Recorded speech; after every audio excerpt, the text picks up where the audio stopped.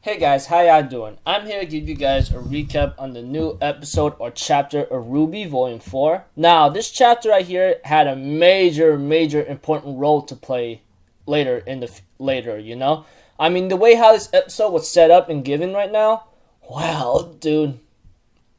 This not only gave development for a certain character that I love, which she's considered to be the top 5 chicks in RWBY for me, and it gave out like a future thing of more of the world of RWBY is. More of the world of RWBY. Well, the way how I perceive it. And I will talk about it more about it like later towards the end of the episode. So you could expect this recap to be very long of my hypothesis and theory. And every weekend I always watch an episode or chapter with my niece, because she loves RWBY and so forth. So if anything else, let's just get this started. Okay, at the beginning of the episode, we have to it that after the opening and so forth, we get to see that the same farm boy, ends up showing up like around, how am I supposed to say it? The first chapter of RWBY Volume 4. And it seems like to me he's looking at himself in the mirror and saying hello somehow. I think I might have missed something right here, or possibly it's missed, or I missed it, or it missed me. But it ends up saying, hello, I'm Professor Ozpin, or Ozmin. At first, I thought he'd said Ozmin, and the boy freaked out before I could hear his name carefully and fully. And after hearing it again closely and carefully, me and my niece just freaked out, going like, he's alive. And not only that, his name is shown up at the credits at the end, and so forth. This boy is apparently called Oscar, apparently. I think his name's Oscar. It says so around the end of the credits, and I think his name was said in this chapter around the beginning when he freaked out, So, I guess my hypothesis or theory, especially to a lot of RWBY fans, would know that Ozpin is confirmed alive. Though we don't really know if he's alive in body or in spirit. Possibly in spirit, we don't know. But we did get confirmation from our enemy that Ozpin gotten killed and he died, by Cinder's hands. Though it was never shown on screen. And when it comes to off-screen battles, it could go multiple ways, that kind of thing. Eventually, we get to see Yang in a dreamlike state, and she ends up facing Adam, again, the person that took her arm and that traumatized her greatly. And this just shows the fact that when it came to these people all together, of Yang and the other people, it seems like to me she still can't get over the fact of this traumatizing event with Adam, and that is indeed a certain fact right there. Despite all that of what's been happening here and there, we have to it that that Yang hears some voices here and there, and that involves her father and the other 2 professors that I've forgotten the names about. The green-haired moss guy who became Team RWBY's leader or guide to these other things in other parts, of the Grimm. And they end up talking about Crow wearing a skirt, and I'm like, hold up, did I hear that incorrectly? It seems like to me Crow did wear a skirt and he did not know what a uniform was, and that was just hilarious. I was just laughing so hard along with my niece. And there was a scene after much comedic moments here and there of what's been happening with Crow. There was a scene where when the professors asked Yang, are you ever going to wear that arm or something? Because, a technology from Atlas is very, very rare. And it took a lot of trouble to deliver it here. And Yang says that, it's hard for it to overcome this. And then, of course, before all this, there was a funny moment with Yang and her father about, her being an adult or so forth. And she has a lot to learn before she could go out in the real world and so forth. Yada, yada, yada. Despite all that, we have to it that the professor did teach Yang a lesson about fear. It's either you grow from it or you fall back on it and let it control you, that kind of thing. And we all know Yang has been having these problems and traumatizing thoughts of what happened to her, And we all know that because she lost her arms and she lost a part of her that it's never coming back. And Blake ran off and left, that kind of thing. So that's another thing to look forward to as well. After much oblige and understanding, we get to know that one of the professors, the fat one with the big old big old ridiculous mustache, whatever you want to call it, has a fear of mice. And it was just hilarious how he goes like, they are nothing but infection and famine. And don't get me started with the light hairless tails or something. Me and my niece was just laughing so hard. Despite all that, we see to it that we have a word from Yang's father and Ruby's father that the professors asked, do you know what happened to Ruby? Do you know where she is right now? He goes like, I don't. She never sent me anything.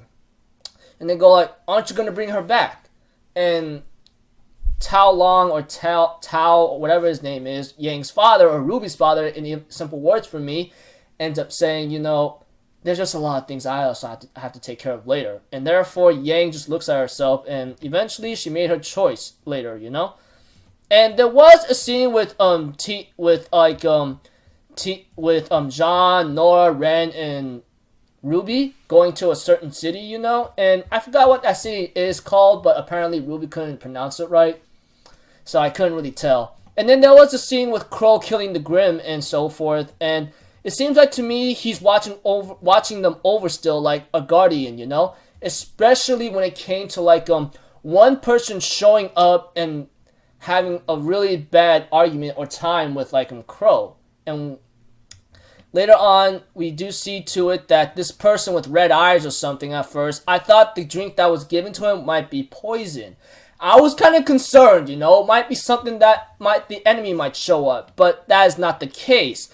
It is actually Raven herself, which is Yang's mother, wife of Yang's father, and stepmother of Ruby and so forth, And she ends up saying, hello, brother. And it seems like they might be siblings, as it's shown here and there.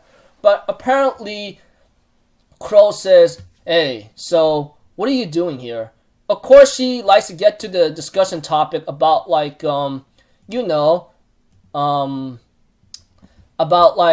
Salem, And this became one of the most important scenes in this chapter besides Yang's development or understanding of fear from the professor teaching and telling Yang what you have to do, Me and my niece have been talking about this scene between Crow and Raven for a very long time. We talked about it for about 30 minutes or more and so forth. And Raven does ask Crow, does she have it? At first, I thought she was referring to Ruby having these silver-eyed powers or something, But that is not the case, in other words, That is something that's not really the most important part. But we have to it that, Crow goes why are you so interested in it, You talk about family. Do you know that Yang lost her arm and so forth? This happened to her. And therefore she goes dude, that's not important right now. And Crow's look, you talk about family, but you're not. Why do you even care? That kind of thing. It was very, very heated between Raven and freaking and Crow, Even though they've been on the same team, they still have this impotent sour against each other. I had this kind of thing with my sister, back then, but we're cool, Enough for me in my stupid personal life, which no one's really interested in, honestly. But it's how I relate to anyone else. We have to it that she tells Crow, I told you, Beacon was gonna fall, Ozpin was gonna fail. I'm gonna ask you, does she have it? Rhetorical question, Crow says. And Crow tries to convince Raven, look, you need to come back. We need you. We need to work together if we're ever gonna survive this thing. And Raven goes against him by saying, look, you were part of a tribe. You and I were both raised in it. And you just left. And then Crow explains why. They were killers and thieves. They were your family. Oh, that's a very good fairy tale thing to even try to tell me that, when Crow said that. When there was a scene where, there was something that Crow did mention that Raven's mother lived by a certain philosophy of the world. At first, I thought she thinks that the world is cruel, disgusting, and it's filled with nothing but agonizing despair. But she ends up saying the weak die and the strong survive or lives. At first, I'm pretty sure a lot could agree, and I could say somewhat agree, but I could say it's very freaking cruel, you know? That kind of thing. But eventually, you know, when it came to like Crow saying about the people of Shion, or did she say she owns, like SHE and OUN own, or a different kind of word that's named Shion, you know? And something about like the Grim being the Grim invasion possibly. Raven may have a part to play in it. And this tribe that me and my niece have been talking about, we don't know what this tribe is exactly. She thinks it's the White Fang. I think it might be something else, although I could be wrong. And then like despite along with the Grim invasion happening here and there, despite all that, we have to it that of course when it came to Yang or something, Raven says, I saved her. And Crow's like, oh yeah, just that one time because it's the mother of the year type of material you live by, right? Or something, that kind of thing. Despite all that, we do remember, or if you guys even remember back then, there was Volume 2 or something that Yang does see her mother, and she says, we have a lot to talk about. So yeah, a lot of theories here and there, you know? And we have to it that, like, Crow that, Raven was about to end the meeting or something by saying, if you don't know where the relic is, then our conversation is done. So it looks like to me, Raven is looking for some kind of relic. Possibly Crow might be looking for the same thing too. Me and my niece do not know what this relic is, but that relic must have an important role to play. Keep that in mind. Like I said, this scene between Raven and Crow is an important one to look forward to later. You know, in the future of RWBY. Eventually, you know, like, Crow says, do you know where the Spring Maiden is? And Raven's like, and why would I tell you that? Because if you don't, we need her. And if we lose her, we're all going to die. And freaking like, Raven says back to Crow the same words he said to her. And which we are you even talking about?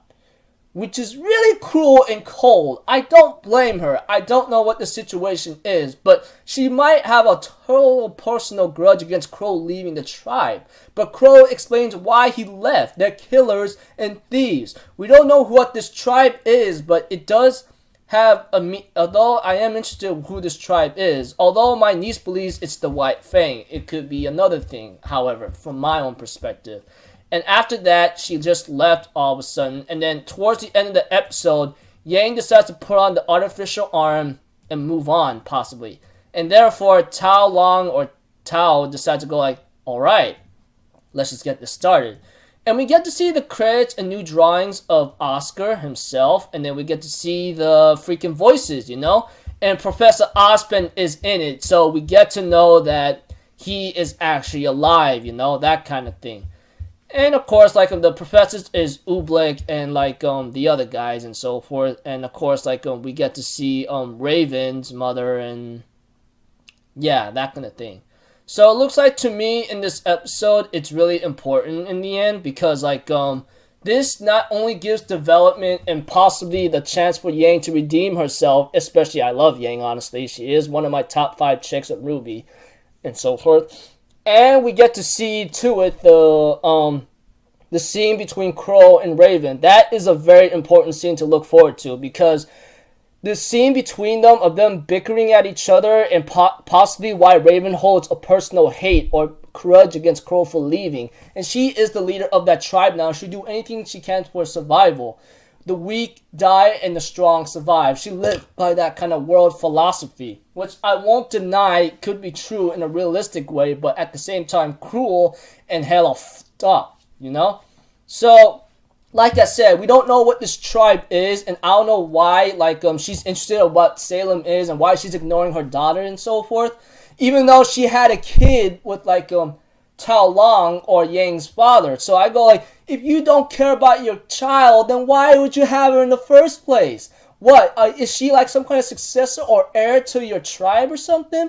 Which is something that I question. Even my niece goes like, yeah, this is really cold of her, you know?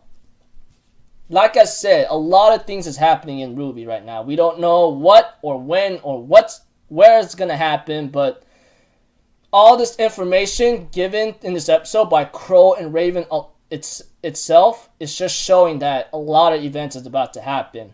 We don't know what this tribe is. I don't know. I could guess it could be a different kind of tribe. My niece thinks it's the White Fang because of that mask she's wearing. It could be different. What do you guys think? I mean, let me know. I'm very sorry for this recap to be very long, but the meeting with Crow and Raven was very important to me. Besides Yang's talk and development about fear and then moving on, even though you lost something and growing up and so forth, Crow's freaking embarrassment wearing a skirt, I don't know. But let me know what you guys think. I'm very sorry for this recap to be long, and talking about it. So if anything else, I'll see you guys in my next video. So I'm Alpha Zero. Have a good day, and I'll see you guys next time. Peace out. Bye-bye. Toodaloo.